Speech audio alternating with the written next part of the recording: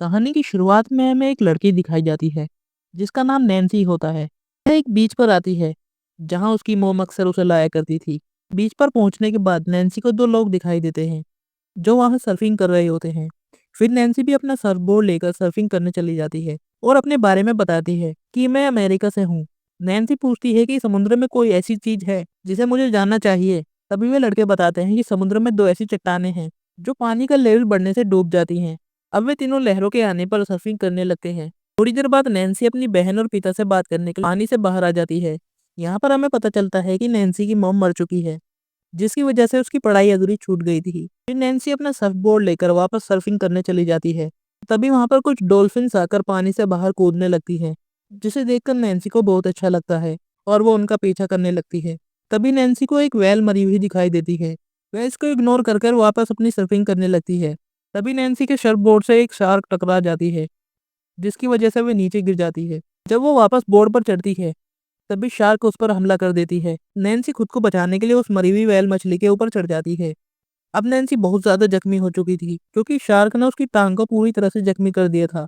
अब नैन्सी खून को रोकने के लिए अपनी टांग को बांध लेती है। तभी वो दो लड़के वापस जा रहे होते हैं। नैन्सी उन्हें देखकर आवाज लगाती है पर वो दोनों ध्यान नहीं देते और चले जाते हैं।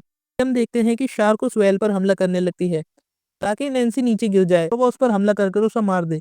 नैन्सी पानी में कूद जाती है और चट्टान की ओर जाने लगती है। काफी मुश्किलों के बाद वो चट्टान पर चढ़ जाती है। चट्टान पर एक पक्षी होता है जिसका पंख जख्मी हो चुका था जिसकी वजह से वह अब उड़ नहीं पाता।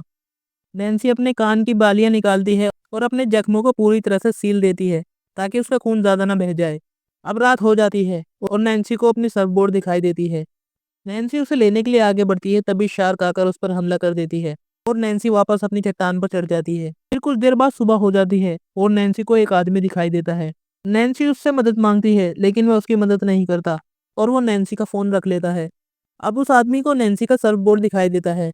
जैसे ही वो उसे लेने के लिए जाता है वहाँ शार्क आ जाती है और उस आदमी को मार देती है। तभी नैन्सी को पता चलता है कि कुछ ही टाइम बाद पानी का लेवल बढ़ेगा। तभी वे वहाँ दो लड़कों को देखती है जो नैन्सी की तरफ आने लगते हैं। नैन्सी उसे आने से मना करती है और शार्क के बारे में बताती है पर वो दोनों ध्यान नहीं देते।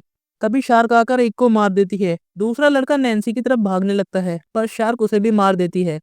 अब नैन्सी के पास सिर्फ आधा घंटा बचा हुआ होता है क्योंकि पानी का लेवल बहुत तेजी से बढ़ रहा होता है।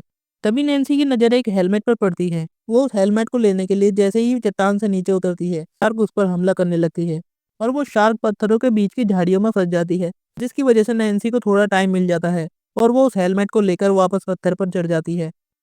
वो देखती है कि उस हेलमेट में कैमरा लगा हुआ है। नैन्सी अपनी वीडियो रिकॉर्ड कर हेल्प मांगती है और हेलमेट में वापस कैमरा लगाकर हेलमेट को फेंक देती है ताकि कोई उसकी मदद कर सके। अब नैन्सी को किसी तरह से इमरजेंसी पॉइंट की तरफ जाना होगा। जैसे ही वो आगे बढ़ती है वहां पर जेलीफिश आने लगती है जो डंक मारती थी। नैन्सी उन जेलीफिश के बीच पहुंच जाती है। नैन्सी उन जेलीफिश के पास पहुंचती ही है कि वहां पर शार्क आ जाती है। जेलीफिश उस शार्क पर डंक मारने लगती है जिसकी वजह से उसे थोड़ा टाइम मिल जाता है और वो इमरजेंसी पॉइंट पर पहुंच जाती है। जैसे ही वो उस पर चढ़ने लगती है वह टूट जाता है और नैन्सी शार्क के ऊपर गिर जाती है। नैन्सी उसी टूटी हुई रोड से शार्क को जख्मी कर देती है और उस पर चढ़ जाती है। शार्क उस पर हमला कर देती है पर नैन्सी बच जाती है।